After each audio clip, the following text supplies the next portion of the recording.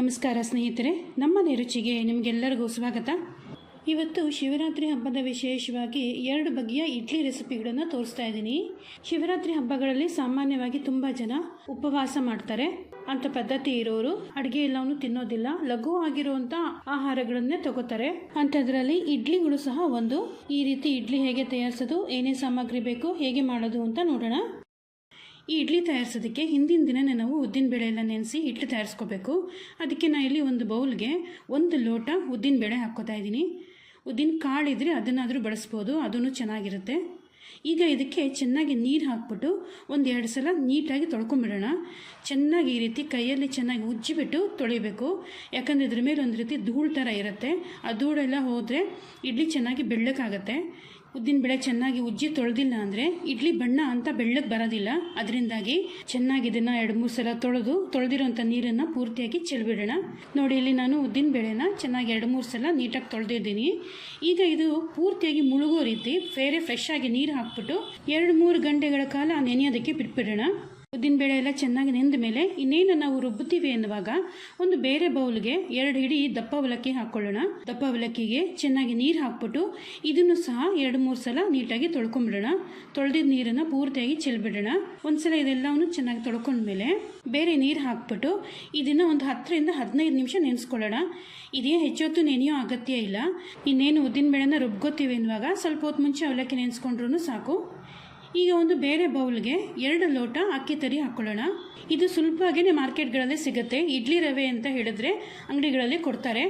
ಮೇಲೇನೂ ಅಷ್ಟೇ ಇಡ್ಲಿ ರವೆ ಅಂತ ಬರೆದಿರ್ತಾರೆ. ಈಗ ಇದಕ್ಕೂ ಚೆನ್ನಾಗಿ ಮುಳುಗೋ ರೀತಿ ನೀರು ಹಾಕ್ಕೊಂಡು ಒಂದು ಸಲ ತೊಳೆದು ಸೈಡಲ್ಲಿ ಇಟ್ಕೊಳ್ಳೋಣ. ಇದೇನು ನೆನೆಯೋ ಅಗತ್ಯ ಇಲ್ಲ.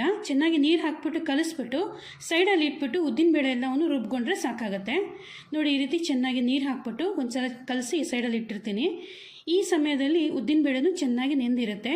ಈಗ ಇದನ್ನು ಮಿಕ್ಸಿ ಜಾರ್ಗೆ ಹಾಕ್ಕೊಂಡು ಚೆನ್ನಾಗಿ ನುಣ್ಣಗೆ ರುಬ್ಕೊಳ್ಳೋಣ. ಉದ್ದಿನಬೇಳೆನ ನೆನೆಸಿರ್ತೀವಲ್ಲ, ಅದೇ ನೀರನ್ನೇ ಬಳಸಿ ರುಬ್ಕೊಂಡ್ರೂ ಆಗತ್ತೆ, ತೊಂದರೆ ಇಲ್ಲ. ಆದರೆ ಉದ್ದಿನಬೇಳೆ ಚೆನ್ನಾಗಿ ನುಣ್ಣಗೆ ರುಬ್ಬಿರಬೇಕು, ಸಾಫ್ಟಾಗಿರಬೇಕು.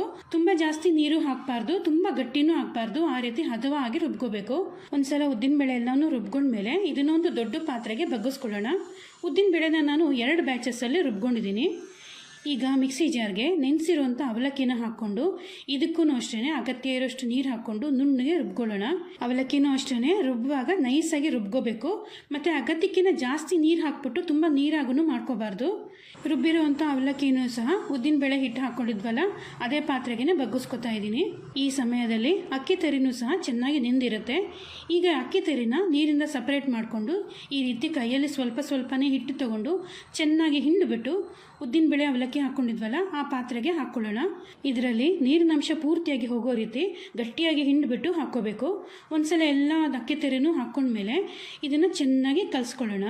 ರುಬ್ಬಿರುವಂಥ ಹಿಟ್ಟಿಗೆ ಅಕ್ಕಿ ತರಿ ಎಲ್ಲವನ್ನೂ ಚೆನ್ನಾಗಿ ಹೊಂದ್ಕೊಳ್ಳೋ ರೀತಿ ಚೆನ್ನಾಗಿ ಮಿಕ್ಸ್ ಆಗೋ ರೀತಿ ನೀಟಾಗಿ ಮಿಕ್ಸ್ ಮಾಡ್ಕೊಳ್ಳೋಣ.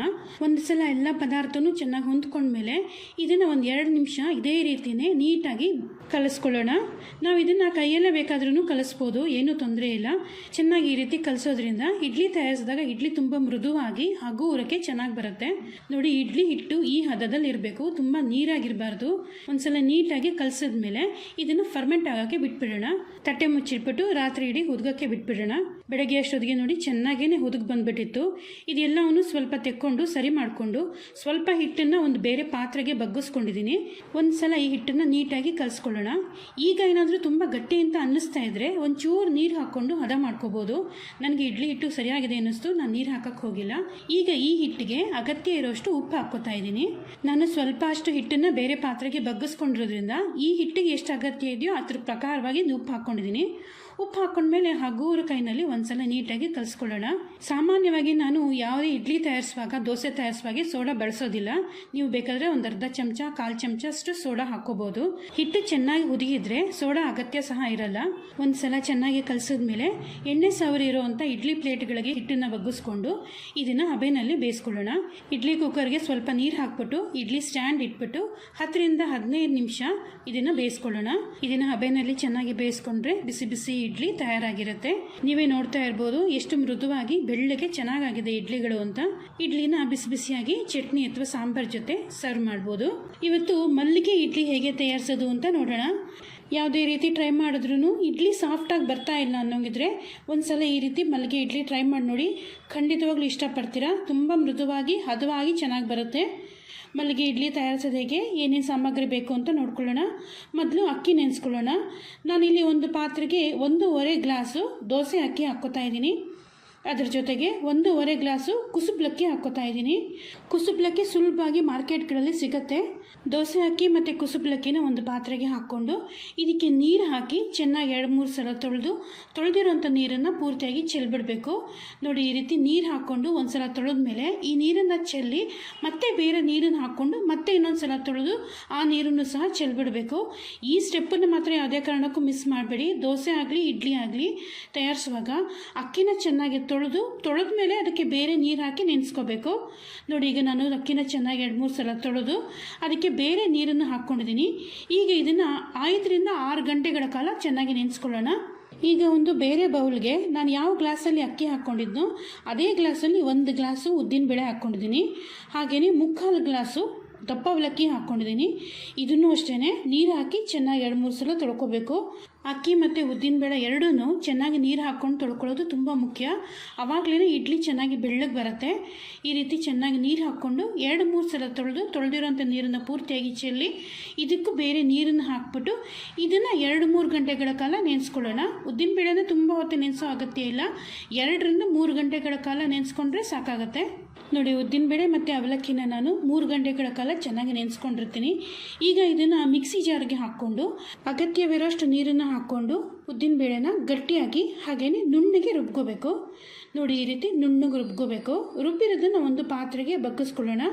ಅಷ್ಟು ಉದ್ದಿನಬೇಳೆನೂ ಒಂದೇ ಬ್ಯಾಚಲ್ಲಿ ಆಗೋದಿಲ್ಲ. ಅದರಿಂದಾಗಿ ನಾನೇನು ಮಾಡಿದ್ದೀನಿ, 2 ಬ್ಯಾಚಸಲ್ಲಿ ಉದ್ದಿನಬೇಳೆನ ರುಬ್ಕೊಂಡಿದ್ದೀನಿ. ನೋಡಿ, ಉದ್ದಿನಬೇಳೆನ ಈ ರೀತಿ ಗಟ್ಟಿಯಾಗಿ ರುಬ್ಕೋಬೇಕು. ಹಾಗಂತ ತುಂಬ ಗಟ್ಟಿಯಾಗೂ ಇರಬಾರ್ದು. ಈ ರೀತಿ ಥಿಕ್ಕಾಗಿ ಫ್ಲೋಯಿಂಗ್ ಕನ್ಸಿಸ್ಟೆನ್ಸಿನೇ ಇರಬೇಕು. ನೋಡಿ, ಈ ಟೈಮಲ್ಲಿ ಅಕ್ಕಿನೂ ಸಹ ಚೆನ್ನಾಗಿ ನೆಂದಿರುತ್ತೆ. ಇದನ್ನು ಸಹ ಹಾಗೆಯೇ ಮಿಕ್ಸಿ ಜಾರ್ಗೆ ಹಾಕ್ಕೊಂಡು ಅಗತ್ಯ ಇರೋಷ್ಟು ನೀರನ್ನು ಹಾಕ್ಕೊಂಡು ರುಬ್ಕೊಳ್ಳೋಣ. ಅಕ್ಕಿನ ರುಬ್ಬುವಾಗ ಸ್ವಲ್ಪ ಹುಷಾರಾಗಿ ರುಬ್ಬಬೇಕು. ಇದು ತುಂಬ ನುಣ್ಣಕ್ಕೆ ಆಗಬಾರ್ದು. ಸ್ವಲ್ಪ ಹಿಟ್ಟು ನಾವು ಕೈಗೆ ತಗೊಂಡು ಈ ರೀತಿ ನೋಡಿಕೊಂಡ್ರೆ ನಮಗೆ ರವೆ ಟೆಕ್ಸ್ಚರ್ ಬರಬೇಕು. ಈ ರೀತಿ ರವೆಯಾಗಿ ರುಬ್ಕೋಬೇಕು ಅಕ್ಕಿನ.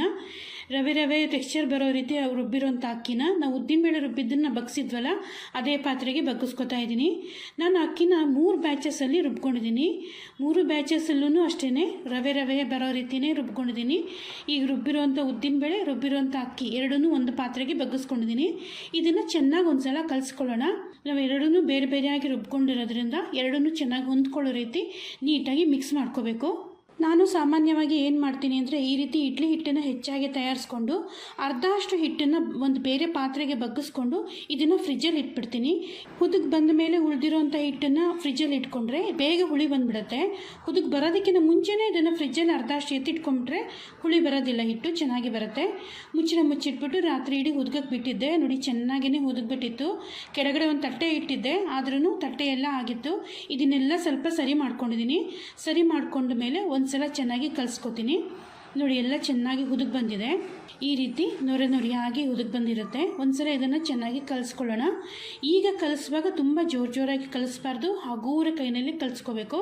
ಒಂದ್ಸಲ ಇದನ್ನು ಕಲಿಸ್ಬಿಟ್ಟು ಇದಕ್ಕೆ ಅಗತ್ಯ ಇರೋಷ್ಟು ಉಪ್ಪನ್ನು ಹಾಕ್ಕೋತಾ ಇದ್ದೀನಿ. ಹಿಟ್ಟಿಗೆ ಎಷ್ಟು ಅಗತ್ಯ ಇದೆಯೋ ಅದ್ರ ಪ್ರಕಾರವಾಗಿ ಪುಡಿ ಉಪ್ಪನ್ನು ಹಾಕ್ಕೊಂಡು ಚೆನ್ನಾಗಿ ಒಂದ್ಸಲ ಕಲಿಸ್ಕೊಳ್ಳೋಣ. ನಾನು ಮೊದಲೇ ಹೇಳ್ದಂಗೆ ಈಗ ಕಲಿಸುವಾಗ ತುಂಬ ಜೋರಾಗಿ ಕಲಿಸ್ಕೋಬಾರ್ದು, ನಿಧಾನವಾಗಿ ಹಗೂರ ಕೈನಲ್ಲಿ ಕಲಿಸ್ಕೋಬೇಕು. ಇಡ್ಲಿ ಹಿಟ್ಟು ನೋಡಿ ಹದವಾಗಿ ತಯಾರಾಗಿದೆ. ತುಂಬ ಗಟ್ಟಿಯಾಗೂ ಇರಬಾರ್ದು ಇಡ್ಲಿ ಹಿಟ್ಟು, ಹಾಗಂತ ತುಂಬ ನೀರಾಗೂ ಇರಬಾರ್ದು.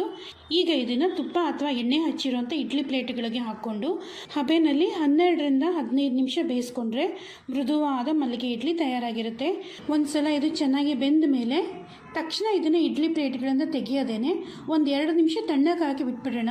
ಯಾಕಂದರೆ ಇದು ತುಂಬ ಮೃದು ಇರೋದ್ರಿಂದ ಬೇಗ ಮುರಿದೋಗುತ್ತೆ.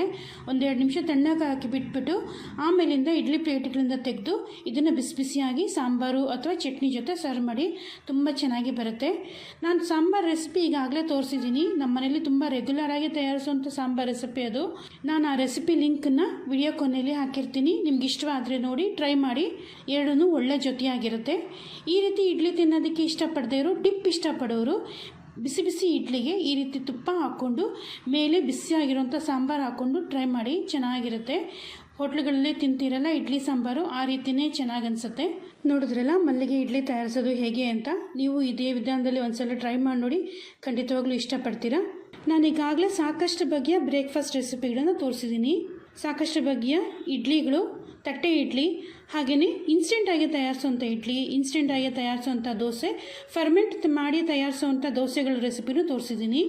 ಬೆಣ್ಣೆ ದೋಸೆ ಆಗಲಿ, ಮಸಾಲೆ ದೋಸೆ ಆಗಲಿ, ಎಲ್ಲ ರೆಸಿಪಿಗಳಲ್ಲೂ ತೋರಿಸಿದ್ದೀನಿ. ಆ ರೆಸಿಪಿಗಳ ಪ್ಲೇಲಿಸ್ಟನ್ನು ನಾನು ವಿಡಿಯೋ ಕೊನೆಯಲ್ಲಿ ಹಾಕಿರ್ತೀನಿ. ನಿಮ್ಗೆ ಇಷ್ಟವಾದದ್ದನ್ನು ನೋಡಿ ಟ್ರೈ ಮಾಡಿ. ನಿಮ್ಗೆ ಯಾವ್ದು ಇಷ್ಟ ಆಯಿತು, ಯಾವುದು ನಿಮಗೆ ಹೇಗೆ ಅನ್ನಿಸ್ತು ಅಂತ ನನಗೆ ಕೆಳಗಡೆ ಕಾಮೆಂಟ್ ಮಾಡಿ ತಿಳಿಸಿ. ನನ್ನ ವಿಡಿಯೋ ಮೊದಲನೇ ಬಾರಿ ನೋಡ್ತಾ ಇದ್ದರೆ ಲೈಕ್ ಮಾಡಿ, ನಿಮ್ಮ ಫ್ರೆಂಡ್ಸ್ಗೆ, ರಿಲೇಟಿವ್ಸ್ಗೆ ಶೇರ್ ಮಾಡಿ.